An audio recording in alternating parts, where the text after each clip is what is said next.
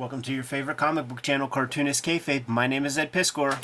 And I'm Brian Moss. And we're going to be taking a look at the superhero Deconstruction comic that you don't know about, man. And was news to me and very, very fun to look at. But we want to let you guys know that the Cartoonist Kayfabe Patreon is out there. And it is there to mitigate the kayfabe effect. The King Kayfabers who are hanging out with us in our live stream recording session as we record these are... they have access to all the comics that we talk about before anybody. If you become a King Kayfaber, you don't have access to the stream. You know, you're working, whatever. Can't be playing around that way. You're getting all the videos before anybody else. And without further ado, Brian, we're taking a look at Radioactive Man. We'll call it 1 through 6. Yeah. But part of the scheme, part of the gimmick, is that they give corresponding numbers to each of the issues, and they are vastly different numbers. Yeah, which makes it very confusing to order and collect. Yes, it really does, man. But it is part of the breaking down of the superhero tropes and aesthetics. So the very first issue, we have dates also. November of 1952, May of 62, and then they stop with it. But this is your 70s issue, clearly. Couple 80s issues, and then you have your 90s issue. So we'll just kind of like go through these kind of fast. You got I Rub the Blood cover. See, there's, for everything that they do correctly, right, going with aesthetics and comics of the time and stuff, they almost do just as much stuff kind of incorrectly. There's a better way to do it because, and I say that only because we got 1963 from Image Comics around the time that this came out. So you could have done hand done color separations with the dots and things like that in these early runs. And this has like the Rub the Blood cover, assuming that it's probably glow in the dark, right? Like if which would make sense aesthetically. It's radioactive, and it is a issue number 1, so you gotta have bells and whistles. But it speaks more to 1992 than 1952. Yeah, well said. And introducing Radioactive Man. So this is your little editorial from the publisher, Matt Groening. It's in the fonts of those. It's Rockwell font that it would be found on the inside of EC Comics whenever Gaines would have something to say. And he's giving you the spiel, but he's still being so clear about it, telling you that like he's giving up the kayfabe of it while he's telling you what the kayfabe is supposed to be. Right. Which... it's a little clunky, but it's like... there's a context issue also, because these would have... I seen Simpsons comics at like 7-Elevens and shit. Right. So regular-ass people are coming across them as well, you know? Right. Like, so you got to keep it to that level. Mm-hmm, totally. We have a classic Golden Age story here, man, where we have our origin of our guy, and he is a fucking buffoon, man. Yeah.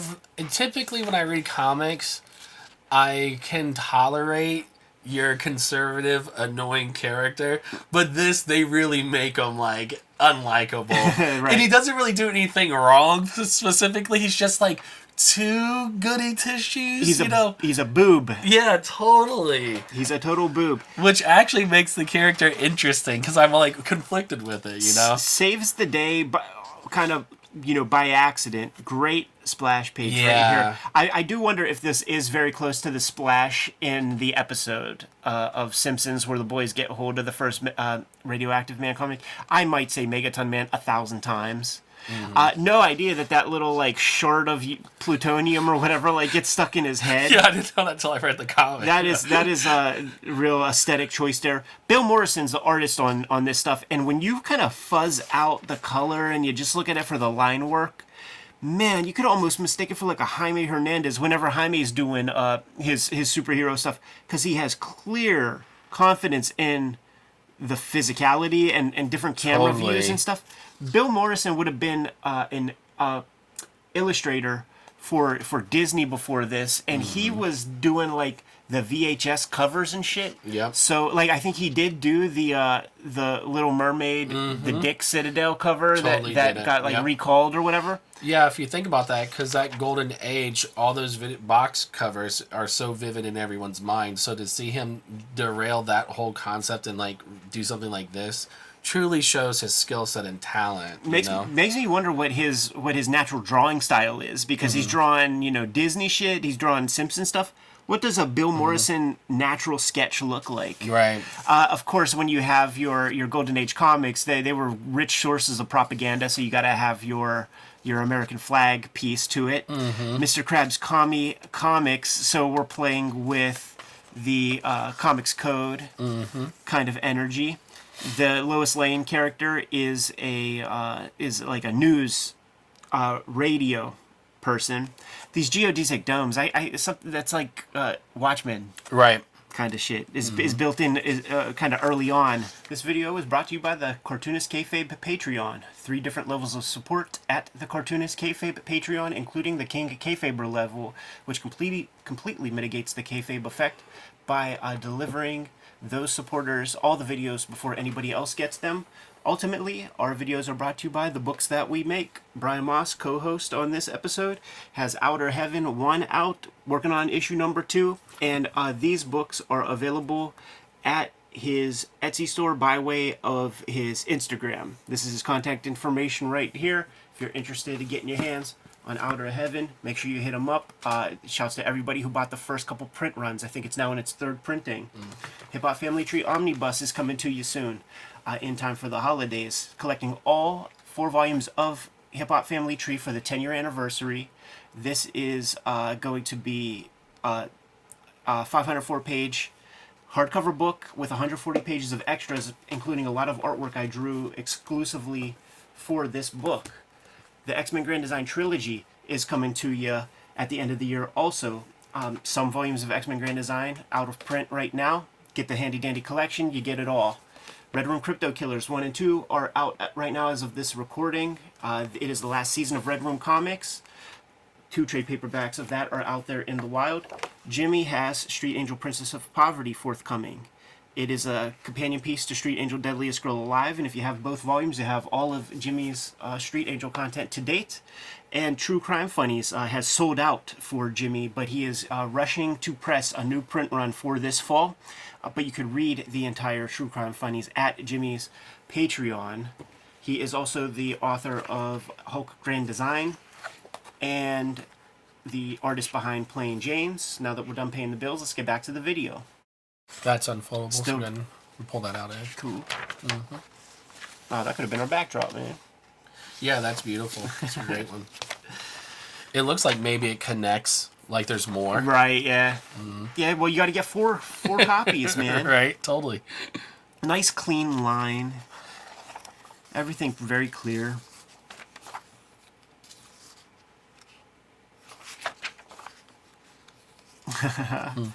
And he's getting access to the raunchy comics of the 50 stab comics with safety scissors.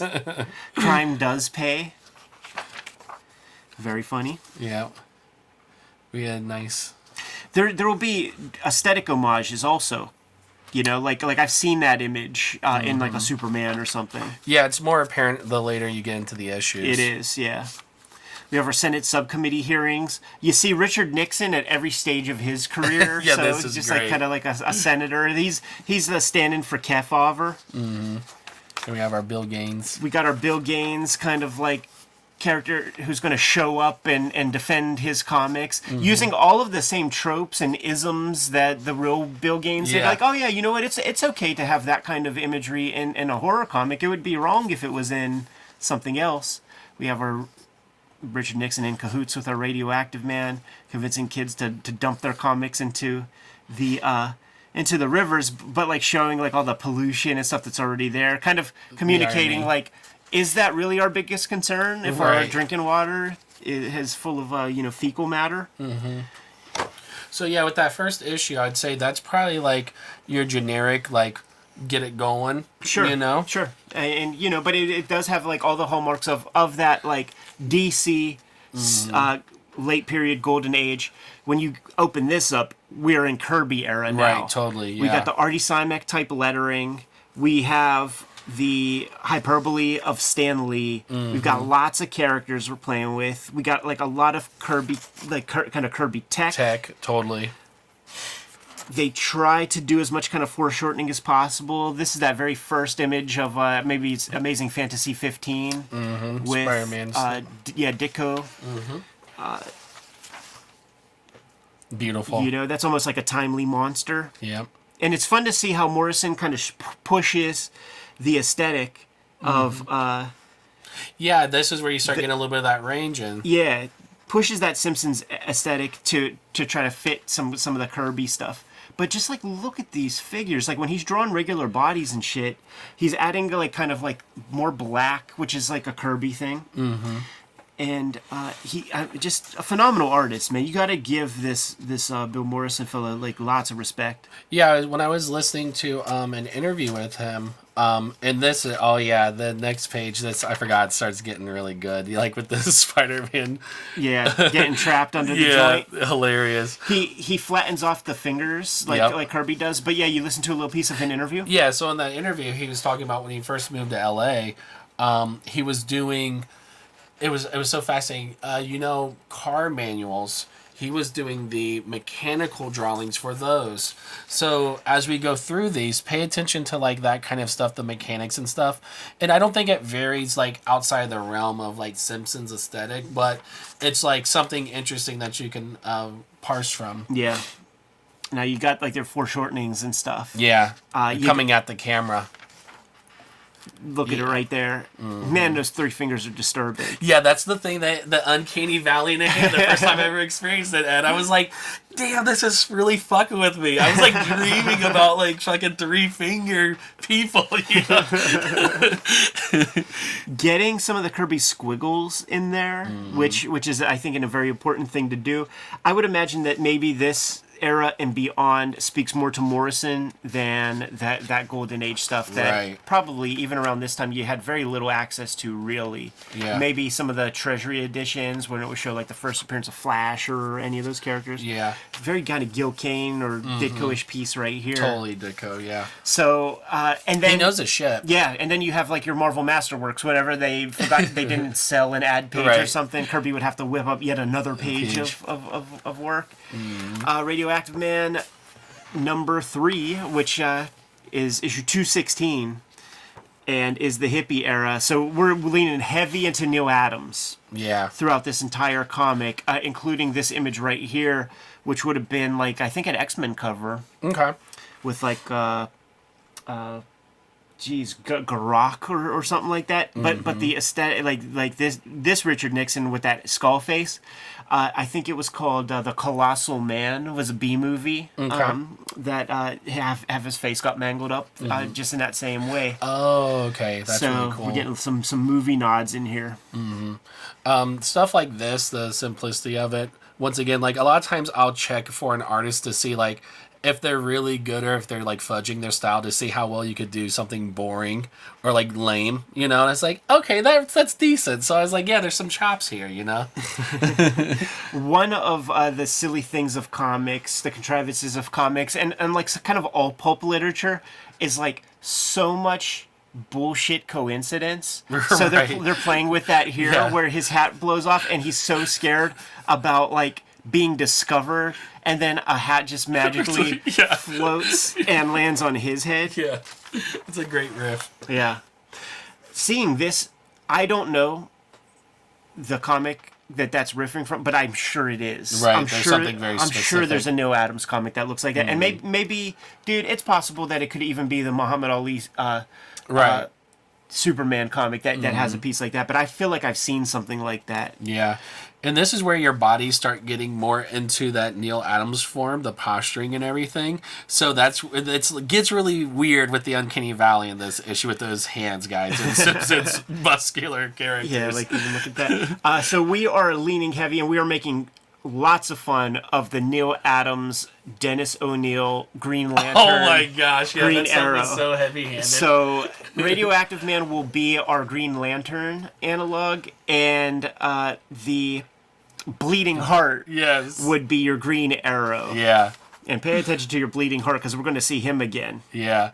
Now, the fascinating thing about this is, like, with these kind of comics, when it becomes political, it tells you that there's nothing new under the sun, because this feels like something completely that they could be talking about today. You know what I mean? Totally. So it's just like, that shit's just like, you know, use it for entertainment, man. That's a nice tribute right there. Yeah, for sure, man. And instead of becoming a junkie my trusted sidekick has become a dirty hippie. and that's what they would do, you know, we looked at an issue of Comics Journal 37 where Marty Pasco's being interviewed, and he's talking about how corny that Green Lantern stuff was, because on the cover it would say population explosion, right? And it would be an issue talking about that, but then the conceit would be that some villain is in charge of, I don't know, making the Earth's population horny enough to like just want to make babies. I don't know how one villain. Yeah, it's trash. Yeah, you know, it looks great. Yeah, I was shocked because you see all the documentaries, you read everything, and it's not a knock towards like O'Neill or anything. But when I would go back and when I read that stuff for the first time, I was like, "This is laughable." You know what I mean? Yeah, it's like, ridiculous. Yeah, very bleeding edge, because I guess it's like, the way, you know, honestly, the first run of Underground Comics, you push it so far and you be so heavy-handed so that you could be subtler later. Right, and I feel like maybe that was the approach. There is that, you know, you're Columbus guy, and you have access to that Billy Ireland cartoon art library. Mm-hmm. And when I was out there for that residency, man, they had that Neil Adams page with, it's kind of wild with the black dude. With the dude. Yeah. You help the purple people. Yeah. And you help the orange people. But what about the black people with that upshot? Yeah. And I remember you saying, man, Neil Adams, the way he draws him looks like a burnt potato chip. Totally. Yeah, because I was like, man, yeah, this pretty gnarly dude, man. He's been through some shit. This part's weird, Ed. I cannot understand why this page is in this issue. Here's what I think it is, man. Because, like, Neil Adams, do you know that guy Mike Hinge? There's, like an artist from the 70s, man, that would do, like, a lot of illustration and develop this, like, real kind of psychedelic kind of mechanical kind of style. Mike Hinge and Neil Adams collaborated on some stuff in heavy metal and would do this kind of psychedelia kind of art where it would be open like that, kind of like, think about that Milton Glaser, like Bob Dylan cover and stuff. Right, yeah, exactly. So like that fits the era. Now that's great. Right, and I'm just sure all of that, you know, that was probably Polaris in the X-Men comics and these kind of poses. Get some nice color hold in there. Absolutely, which is something that Neil Adams really kind of brought to the game. Yeah, it's so funny because, like, I know that we're probably missing as much as we're picking up. You right? know? Yeah. Things like the Clear Crumb homages, by just adding a couple more lines. You know, like Morrison, this stuff is being inked probably with rapidograph. Right. It's that very, very dead line. Looks like goddamn Elton John. Right, yeah, totally.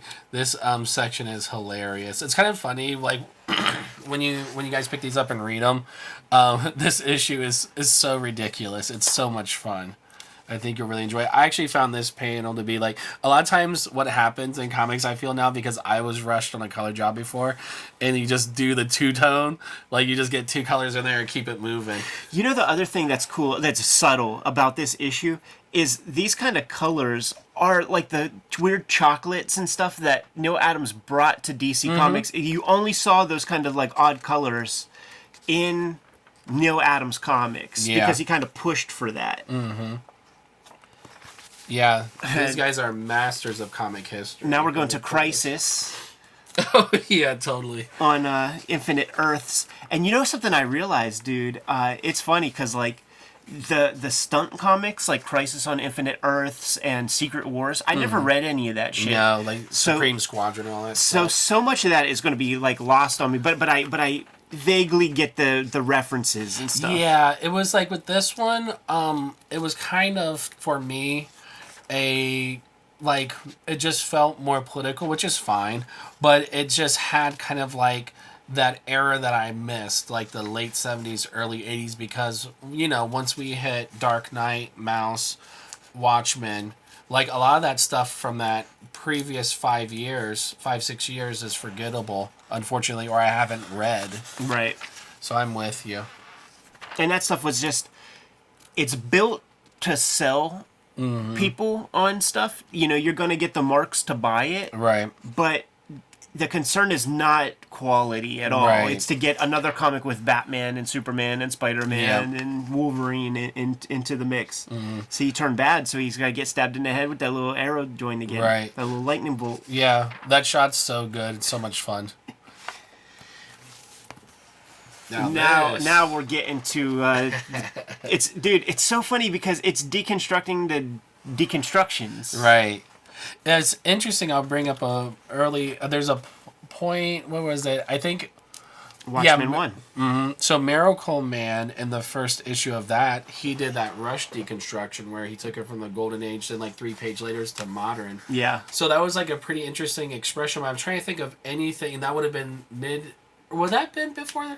Yeah, that would have been like mid 80s. So I'm trying to think, if there was anything prior to that or like that was even that you could reference, that came in for this to exist, Yeah, not too much, man. There was that novel called Super Folks. Right. And you know what else existed? There was the novel to Roger Rabbit, and which before the movie was made. This is no clue about this super early, and it's a deconstruction of like cartoons and stuff. Right. I mean, it is. Yeah, it's the movie. There's a parallel in the movie. Yeah. So and there's a franchise to Roger Rabbit. There's like maybe several novels. Had no clue, dude. Yeah. Had no clue. So Super Folks, Roger Rabbit, and then the authors are probably the same generation as Alan Moore. So you grew up with this stuff, right? But then the sensibilities have changed. Now we're in a Cold War scenario, and our sensibilities are just way different. So I love how it jumps from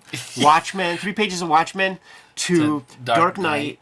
And it's all familiar stuff. Yeah, he nails it. It's the 4-tier panels with four across. You got the origin. You got the TV screens with the voluminous text. You got the pathos in the face.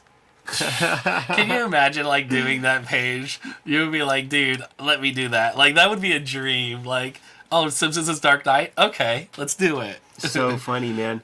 We're pushing away from Bill Morrison's art on this one. He's doing some inks, but we're getting mostly layouts by Steve Vance and Tim Bavington.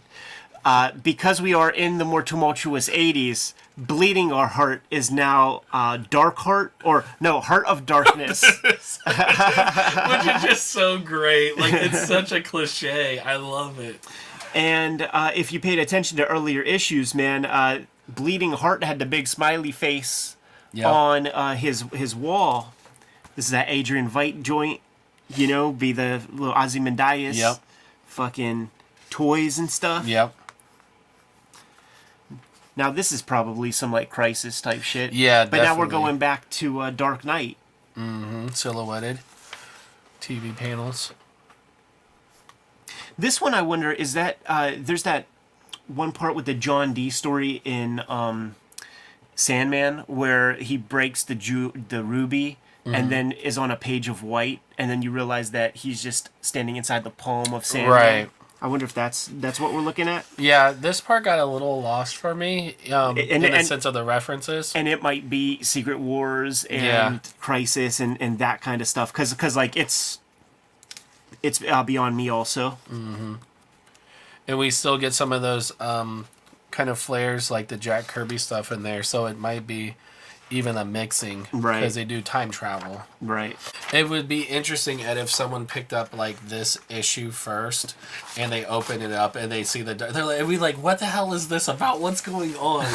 So I kind of like the idea of the single issues, And then the last issue in the '90s, man, we got which, what would that like? I don't know that reference. Yeah, like I cannot point that out. A big kissing scene, like that one's lost on me. Yeah, unless it's the idea of like how they would fill a page with just like a face like that. But... Right. And then this is fun because we get to see Steve Vance show us like what it looks like to through their vision what Image Comics is. They capture it with the aesthetic on the inside cover. They nailed it. That would be the Spawn logo. They would always dedicate a piece. McFarlane would do that. Mm-hmm. So it's Spawn that they're leaning heavy on. Totally. Yeah. For sure. Playing with the panels, no more grids. The 6-panel grid, the 9-panel grid, that was for the Silver Age. Right. That was for the Kirby stuff. Now we got to do this kind of shit. That's so ridiculous. That's such a Sam Keith, And Todd McFarlane. you recognize it, you know, like literally Sam and Twitch. There would be so many donut eatings, Remember man. when Todd McFarlane would say in that interview, he'd be like, "Yeah, I could draw a page. I could tell a whole story in one page." Right, yeah. Like, that's this right here. Yeah, totally. And they were like, "Oh, really?" And then just with this, like, gradient, the digital gradient. But just the line of just like the city gesture of this, the shit that we all did as kids. Right, man. totally. The prawn. Yeah, he's like, now he's the prawn. Like, Spawn, the prawn. Yeah. Using that kind of Comic Sans, you know, Simpsons font, it doesn't make for a nice reading experience. Agree. It's very thin. It's, you know, 2 pixels wide, black lines.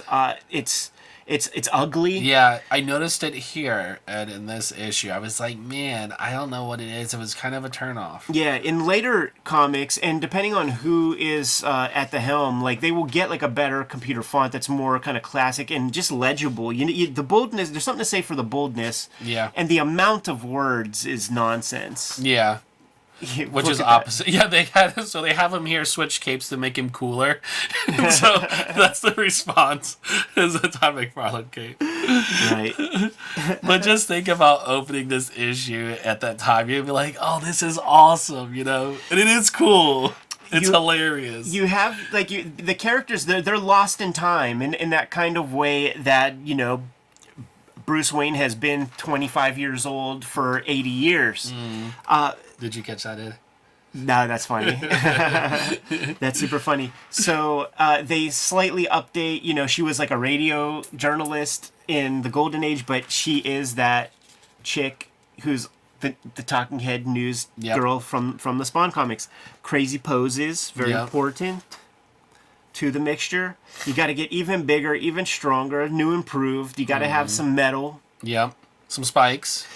Some pouches. It still is very much subdued. Like these guys, they don't quite get it. Like it's the forest for the trees. They're too in it to understand. Yeah. Like all of like the little pieces. Mm-hmm. And one of the other kind of things that sort of doesn't work with this is you know, they kept the consistent colors. Right, yeah, they didn't, like you said earlier, it's like the idea of like changing the color aesthetic along with it would have like really conveyed the notion. Yeah.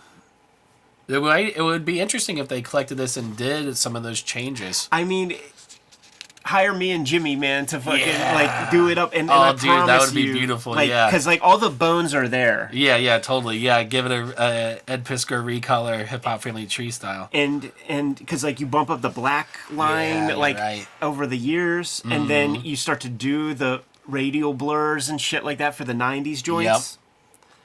There's a way to do it, and then it just like goes back to status quo. Yeah, they kind of wrap it up. You know, it goes back to status quo. It's your last kind of McFarlane-ish joint, and now we're back to, you know, your grid. The radioactive worm, I do wonder if that is a nod to Captain Marvel comics, the Monster Society of Evil, where the main villain is a little green worm just like that, and Captain Marvel is fighting it. There's a one part where he has to transport the worm and puts it inside his belt waist, but then it's like starts digging around his butt and fucking crotch. That's hilarious.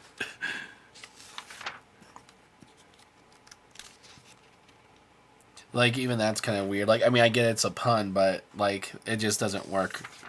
But the great thing... Oh, that's good. I didn't catch that. Yeah, dude. It's fucking nods to, like, Futurama. Yeah. So, like, yeah, in this issue, it's, like... I won't give it up too much. It's not too much of a, like, ending, but... It has to do with, like, copyrights and stuff, so it's, like, really funny. You know, there's a nice gag there. Yeah, totally. In that last issue. Fun to see the fan art. Yeah. This was pretty remarkable, actually. Yeah, dude. Using those Blue Line Pro pages that I was talking about in the car yesterday. I was talking about how I used to... When the school year would be ending and we would be on summer vacation, I would buy a couple of packets of Blue Line Pro comic paper and draw comics over the summer with all that Feeling free like time. A pro. And... then when you ink on it and it fucking absorbs the ink and spiderwebs out, just how fucking sad and mad and hopeless I felt, because it's like, it's called pro, so it's what the pros use, but I clearly can't. Right. Here's your body choices and aesthetics of the various years of Radioactive Man, and they don't nail it for Right. almost any of them. Like the Superman works because like they just took like a Wayne Boring, Almost a Kurt swipe. Swan, Yeah. totally. This kind of works, but not really. And then they're not saying anything with this. Like, it's less Neil Adams and more like Jose Luis Garcia Lopez or Right. something. Yeah. And then this, it's not quite. I know what they're doing. It's like the McFarlane Superman, Right. but it ain't quite there. Yeah, they're not hitting it. Yeah, it's cool. It's such a cool thing. It was mentioned briefly in a Wizard magazine, and it's so cool that you have these things Dude, so that we can totally. check them out. Hell yeah. Toss me those issues, man. Yeah, what a beautiful set together, right? Totally. And like conceptually, like on the covers, it nails it sometimes. You know, going with those numbers, right? Yeah, So- the numbers, the homage choices that they're made. They should have did homages with each of them Right. to sell it. There's things that could have been done, but it was a gallant effort, and there was not much new pushing or anything like that being done in these Bongo comics. So Right. this is probably some of the more interesting Bongos to look at. That are not like Treehouse of Horror. Right. Good to go. Totally. All right, Kayfabers, like, follow, subscribe to the YouTube channel, hit that bell so that we can notify you when new videos are available. The Cartoonist Kayfabe Patreon is there to mitigate the Kayfabe effect. We saw dozens of each of these issues at Ides yesterday in the dollar section, so you can scoop these up here in Pittsburgh really, really easy for $1, but they will go fast.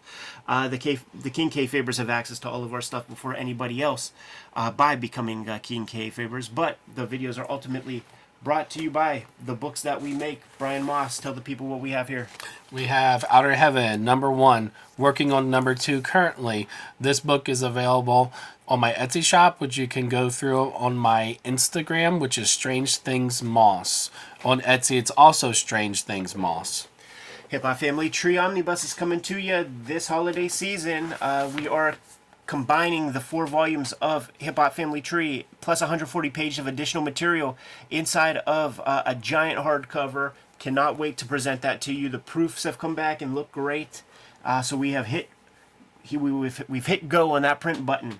The X-Men Grand Design Trilogy trade paperback is coming to you in time for the holiday season as well, collecting all of my X-Men Grand Design works. Make sure you scoop that up because there's a volume or 2 that's out of print. So if you want it all in one collection, that's a way to do it. Jimmy's True Crime Funnies #1 has sold out.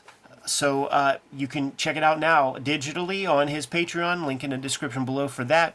But Jimmy's going to be putting together a reprint sooner than later. He'll let you know. But make sure you put in your orders early because these things flew out of his warehouse.